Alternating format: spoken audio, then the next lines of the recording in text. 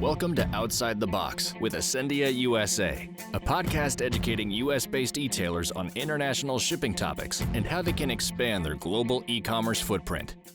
Welcome back, everybody, to episode 12 of Outside the Box podcast with Asendia USA with our very special guest, Simon Batt, where we continue the conversation to talk about unlocking global growth and the strategies for US e-commerce retailers going into 2025. So as a journey, I would say that would be where I would start if I were in the US. Yeah, we don't like to think that hard, Simon, so appreciate that. Oh, boy. All right, here we go. And we're reeling it in here. So, okay, so let's stay on this path, though. So, when we did some pre-call planning and such, you had brought up some really good perspective when it came to customer behavior, shopper behavior. So I would love to hear from your perspective, just what you've seen in terms of, again, customer or shopper behavior changes, in the last, let's say the previous 12, maybe even 18 months, and then what we're potentially projecting for the future, 2025 and even maybe beyond, if you could speak to that. Yeah, for certain. I mean, and again, there's so many of these changes and then they're not binary. It's not that one is the past and one is the future. These things are evolving and changing, as we said at the beginning about standing still.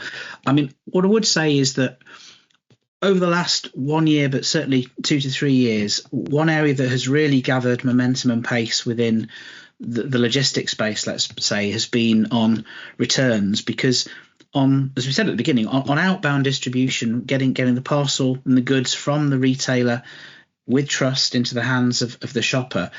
Of course, it's been about price and speed and choices and options and all those things we talked about at the beginning. I would say that returns has been an area that for 15 years now has been very much underdeveloped, a long time coming, and logistics companies globally haven't done the best job at serving that. It's always been somehow an afterthought.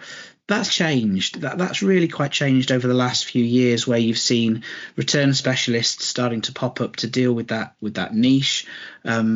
People are starting to look at, both from a logistics and a tech perspective, how you manage that flow. It has some complexities, of course, not only sort of customs and logistics and the practical points, but sure, offering the choice to say, do you want to return this good from one country to the other? Do you want to donate it to charity? Do you want to relist it and refulfill it? Do you want to hold it for a while or return it straight away? Do you want to destroy it with a certificate of destruction? There's all sorts of things related to returns which are really gaining in terms of traction and pace over the last year, and certainly we've seen, even in the logistics space, without diving into names, you've seen some of the players being bought, being sold, merging together, which kind of gives a feeling, if you will, of the dynamism of this part of the logistics market. And of course, it's to meet a shopper need. Shoppers look at returns and go, well, if it's the wrong size and the wrong color, it's super easy if you're buying it from a local US store, pretty easy if you're buying it from a US online retailer. If you've just bought something from a UK retailer, for example, how the heck do you get that back again if it's the wrong size? So it's a barrier to develop outbound business, as well as a problem so it's a barrier for growing your business. So it's something that I think has been underdeveloped, and I'm pleased from an industry perspective that direction has changed, and certainly Asendia's tried to also be in that game and move towards returns in a very purposeful way in the last 12 months. So I think it's not a new shopper thing. I would say it's a shopper thing that's been taken seriously by the industry over the last couple of years, with some real momentum in 2024. That's great. And so let's, I think if we can add on to this and talk about something else that has grown in seriousness based on, your verbiage, is what about the sustainability portion of that? And I know that us as an organization on a global perspective, especially EU and some other focus areas as well, it takes a much more prominent position versus some other areas in the world, which is fine. But I think it's important that we speak to that and why it's important as well. Yeah, and to be honest, there's quite a big link there with returns, because obviously there was some horrifying things in the last year or two about returns clothing mountains building up in Africa, and some terrible stories. So absolutely, there is a link here with returns. But what we see generally, if you start with customers being the shoppers, what seems really clear through all the research and all the evidence is that, shoppers, consumers, us all, without diving into the science, we're starting to have more of a concern around the impact of online shopping. And if we're ordering things, especially cross-border from very far away, which by definition usually includes air freight, it becomes a concern. And we see very much in Asendia that concern filtering through from consumers, from shoppers, to the retailers, where, in the last 1 to 2 years, I would say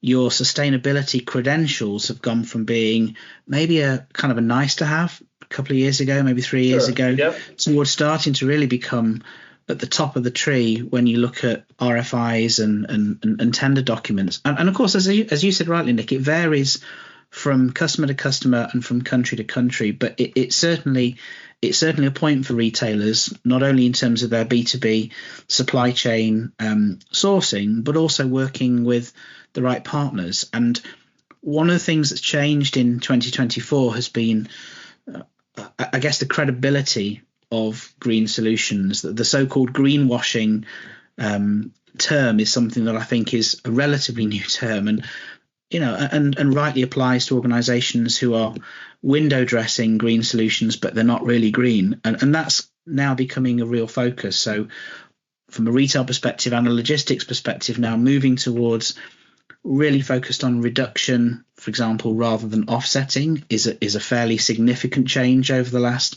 couple of years. Starting to partner with really credible external accreditation bodies that say that if what you're doing is not greenwashing, it is actually moving the company in the direction towards carbon neutrality. It's a much bigger thing than it was a couple of years ago. And yes, it's tied in with returns, but it's broader than that. It's really tied in with how do you, in the long run, how do you operate a cross-border logistics model and a cross-border retail model and deal with those concerns, which I guess, we all have as shoppers and consumers about looking after the world for the future. So it's a big topic, and not many people have all the answers yet. It's an evolving story. We're looking at it to say, how do you move in the right direction? How do we learn from the science? How do we learn from the industry, and how do we get into a good place? But it's a topic for shoppers, it's a topic for retailers, and it's a topic for logisticians like Asendia. Wonderful. Can I just ask you a shipper type question, if I could? Returns were always free. That's number one, right? Most places were free. As we go into the next few years, we see that behavior's changing a little bit. Right. Do you, from where you sit, and you've obviously talked to a lot of large enterprise type customers, when do you cross over to where you lose customers, or for shippers education? Let's put it this way. If I was always offered free returns as a part of my value prop, are customers or shippers telling you when they get to a certain percentage of shop cart abandonment or something like that, where they start to lose customers? Does that make sense to you? It does make sense. And there's kind of a yes and a no to the answer. I mean, for certain, yes, this is the balance. I think that if you talk to retailers, this is the balance they're all trying to fine tune, right? Somehow not weakening their outbound service proposition by making returns unattractive, whilst at the same time there are some returns rates in some countries which are so astronomically high. Right. It can really be a pain for the retailers, because if they're offering free returns and getting 20, 30, 40, 50% of the goods back again, then clearly free returns is not economically a great idea, notwithstanding the questions on sustainability. So I think it depends very much on the market and the goods and the basket value and all those nuances. So it's hard to come up with an average, but I think that's part of the fine tuning. And you can see, John, over the last year or so, that concept of free returns has started to be challenged. To be challenged, where you've got some fairly big retailers have said, well, we're going to start to introduce some charges to try and just make it maybe not a barrier to purchase, but Right. if somebody was thinking about buying, 5 colors and 5 sizes and then send 90% of them back, starting to just limit a little bit, Right. so that what you get is the real purchase of the good with a real reason for returns, rather than buying 10 things to return 9. And that's that's the balance, I think, that all the retailers are starting to look at. Have you seen, I've noticed too, a lot of shippers, not a lot. Well, if you're going to return it, maybe you keep it, we'll give you a coupon or something for a future sale to get the customer to stay on the site, right? So I see that's a new tactic that would never happen before, where they would throw out an additional savings just to keep the package not to come back, right? Correct. So there's a lot of things that are going on in returns that you would never ever see before. I think COVID forced it because there was so much going out the door that they couldn't control it. Like some of these companies in my past, like they had a 40% return rate and they just couldn't survive. I mean, that's a number that you can't ignore, that kind of number. It's because you're spot on. You're spot on. And there's, as I say, there's all sorts of complexities around, making sure that you've got proper processes in place, that for the returns that are being shipped back, that you've got a quality control operational step.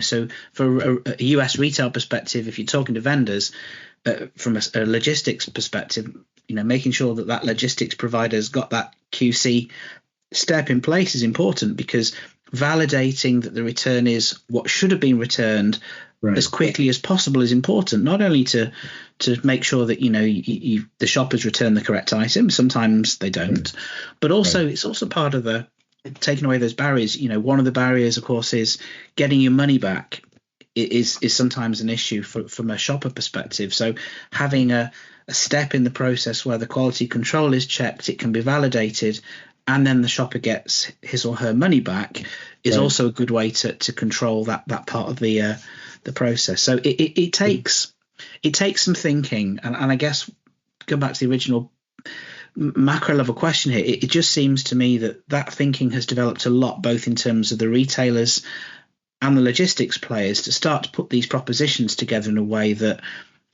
really, the need has been there for a while. I think, we're all playing catch up on shopper needs on this topic, and that's going to continue. So to your point, Nick, around is it a 24 thing or a future thing? That's one of the topics that's definitely going to carry on rolling as we go into 25 and beyond.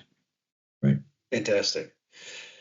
Okay. Well, I had another question about challenges that actually rolled right into it. So I think that's wonderful. I think that it's important to note too that, and this is for anybody, again, viewers, whether I say overseas, meaning you're not located in the United States, if you're viewing and listening globally and you have challenges, or you're challenged by even the thought of, boy, I'm very nervous about expanding, internationally, especially even at an enterprise level. If you've just had more of a national focus, we'd love to talk more on that, and we'd love to explore that further. We're fortunate enough today to have Simon Batt on, who's our worldwide CEO, and then, as always, my co-host John Walsh here. But I think before we can recap, but I'd like to talk a little bit about some UK culture, more specifically your favorite food items that you get to enjoy from the UK. And I think it's good to bring some humor into it. And so Wikipedia has a list, but I'd like to hear your top 5, and then I'll compare them to what everybody else thinks is the top 5 and see if you're the winner. Go ahead. Okay.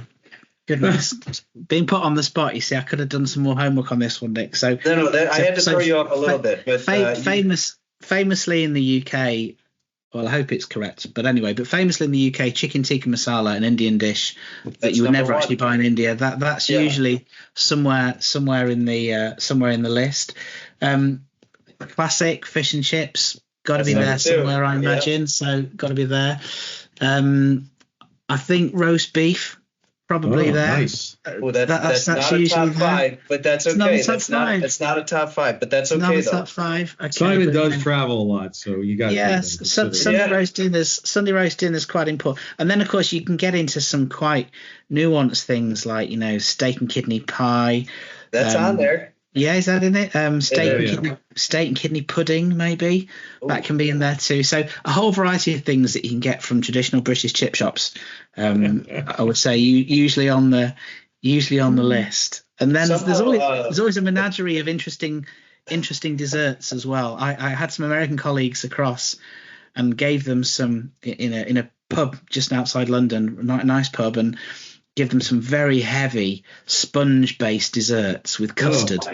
That's always a good one. It's like a meal in itself. You said the word sponge. You had me at sponge. That sounds like hey, it sounds heavy. Yeah. Treacle puddings and things like that. So Okay. Well, number 5 was bangers and mash. I just want to throw that out there. So I sausage and mash. Yeah, very true. Okay, and then there was the shepherd's pie was in there. Yeah, and Nick, shepherd's pie and cottage pie. There's one. You told me that's right. That's right. You gave me the difference on that. Go ahead, John. So the best hamburger in Las Vegas is Gordon Ramsay.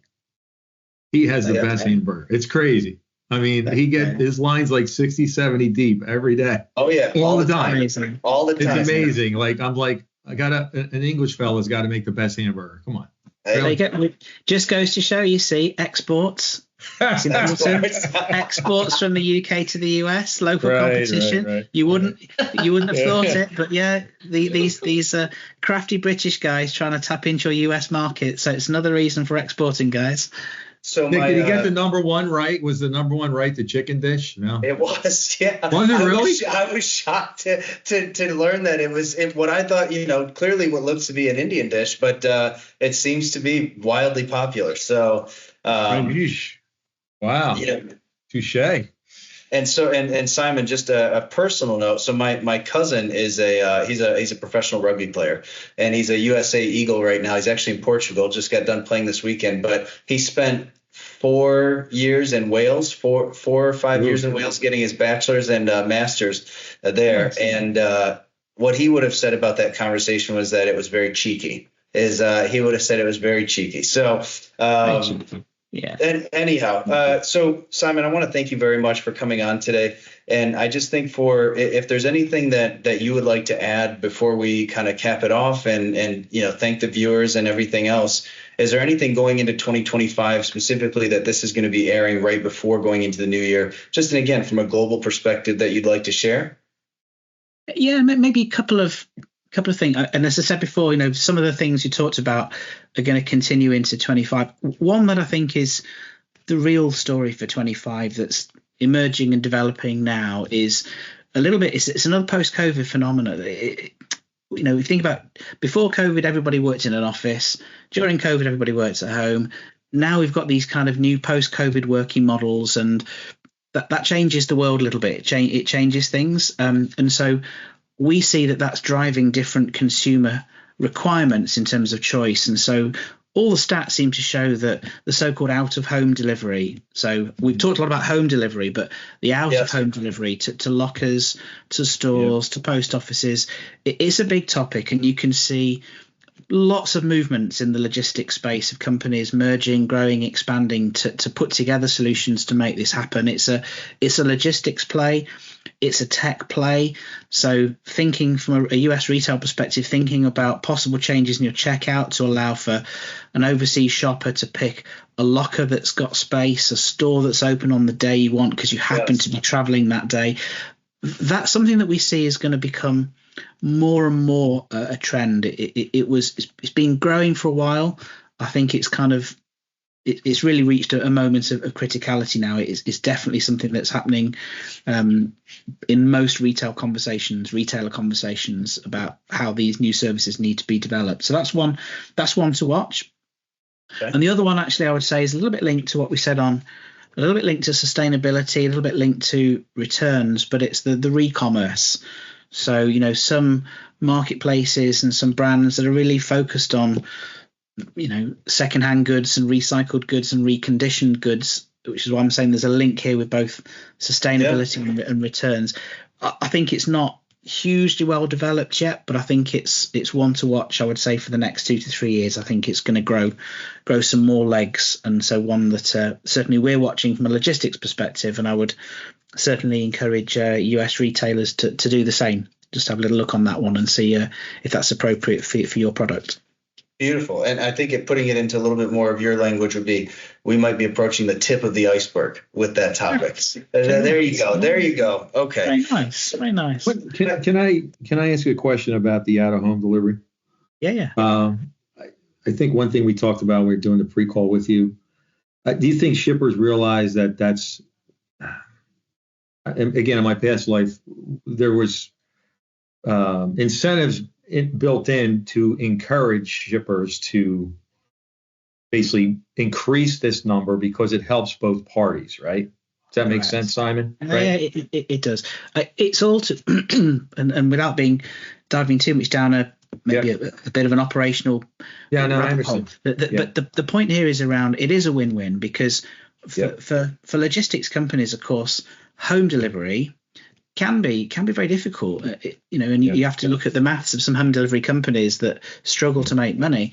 But home delivery, you're talking about often single parcel deliveries where the person isn't home and you take it back the second time anyway, and you've driven a long way to get there because it's in a rural area.